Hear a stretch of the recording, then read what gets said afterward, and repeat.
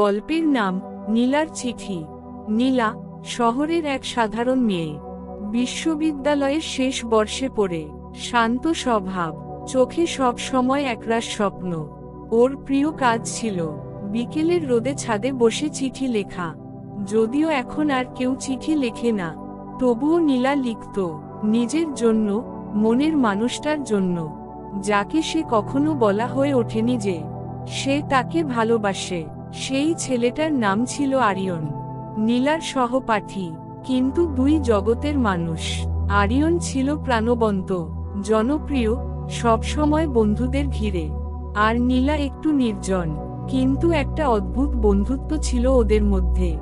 দুপুরে ক্লাসের ফাঁকে একসাথে ক্যান্টিনে বসা, পরীক্ষার আগে একে অপরকে নোট দেওয়া, কিংবা টুকটাক বই বিনিময়, সব কিছুতেই ছিল এক অদৃশ্য টান।